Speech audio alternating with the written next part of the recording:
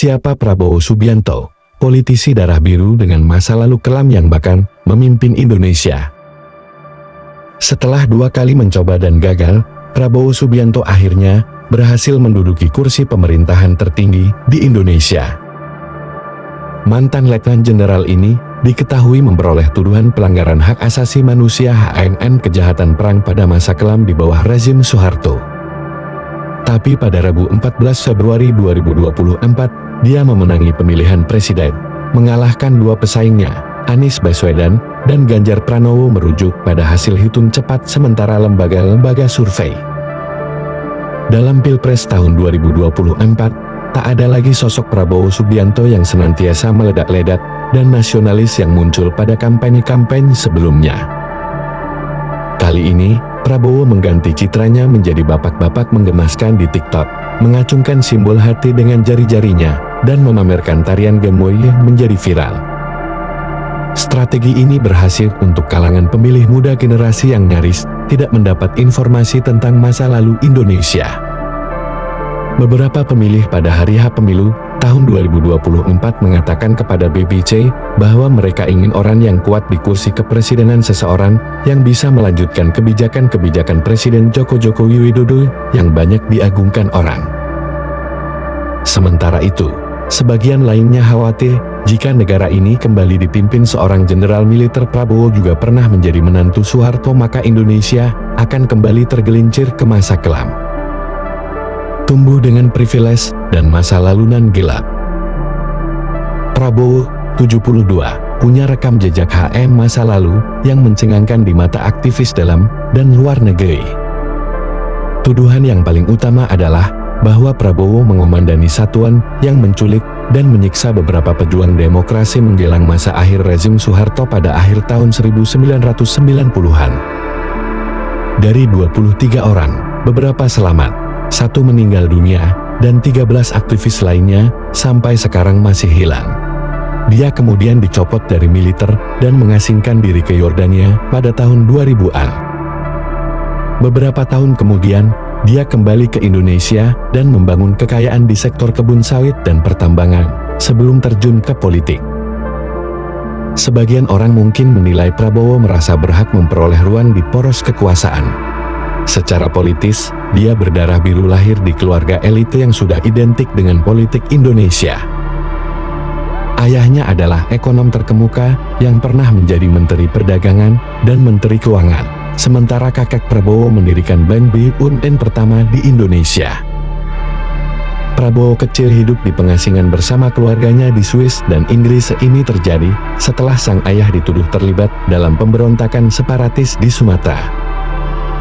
Dia pun bergabung ke militer. Setelah kembali ke Indonesia pada tahun 1970, karirnya menanjak dengan cepat. Pada tahun 1980-an, Prabowo bersama unit khusus memerangi kelompok separatis di Timor Timur, sekarang Timor Leste. Para saksi mata menudingnya melakukan kebiadaban di sana dan di Papua.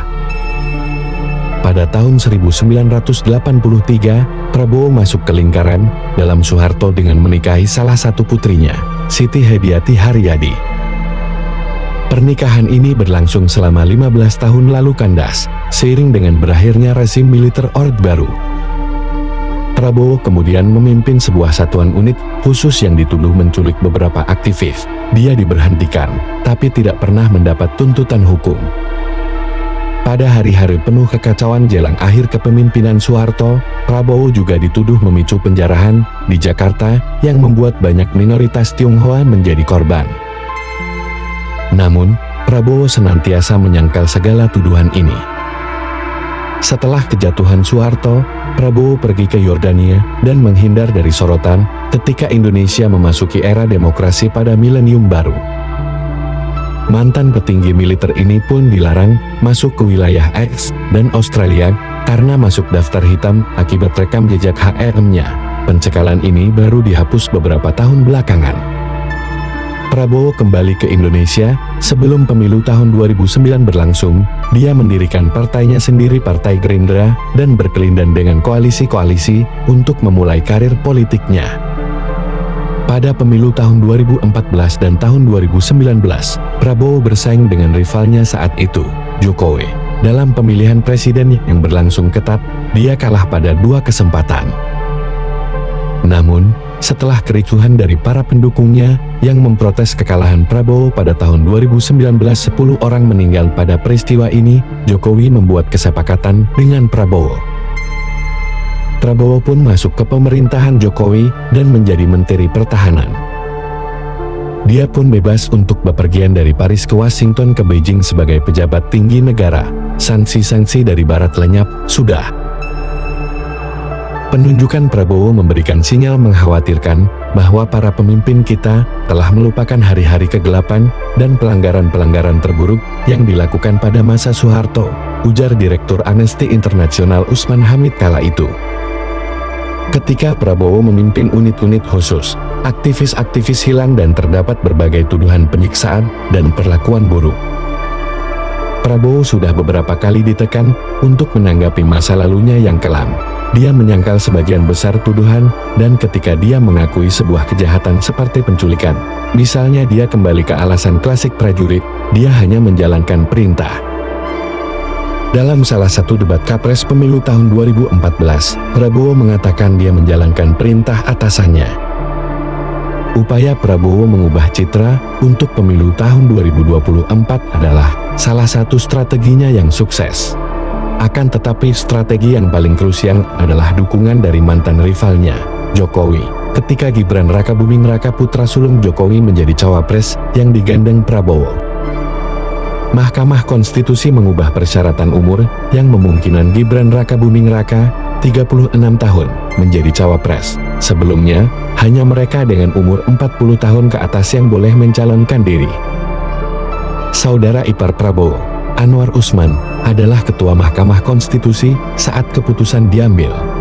Sejumlah pihak menjelang pemilu Rabu 14 Februari menuduh Jokowi menyalahgunakan kekuasaannya dan mengintervensi proses pemilihan. Mereka berargumen bahwa dia hanya ingin mempertahankan pengaruhnya di dunia politik. Ini adalah kesepakatan yang menguntungkan Prabowo. Banyak pemilih berkata kepada BBC bahwa mereka percaya siapapun yang didukung Jokowi. Pada Rabu 14 Februari 2024, hasil-hasil hitung cepat meski tidak resmi menunjukkan strategi ini berjalan dengan baik. Prabowo unggul dengan cepat. Hampir 60% suara mendukungnya. Pemilu pun tidak membutuhkan 2 putaran. Dalam pidatonya, Prabowo menyapa ribuan pendukungnya di Istora Senayan, Jakarta. Dia membawa-bawa kenangan masa lalu termasuk makan siang bersama Soeharto. Seorang pemimpin dari era itu kembali ke puncak kekuasaan Indonesia. Bagi banyak pejuang reformasi, apa yang sebelumnya dirasa tidak mungkin terjadi, terjadilah. Demikian informasi seputar siapa Prabowo itu. Terima kasih sudah klik video ini, tonton full, like, komen, subscribe, dan share sebanyak-banyaknya. Dapatkan informasi terbaru dari kami dengan berlangganan. Cara berlangganan yaitu klik tulisan gabung. Maka pelanggan akan dapat informasi terbaru, terupdate, viral hari ini dari kami. Sehat selalu teman-teman dan seluruh keluarga di rumah. Terima kasih.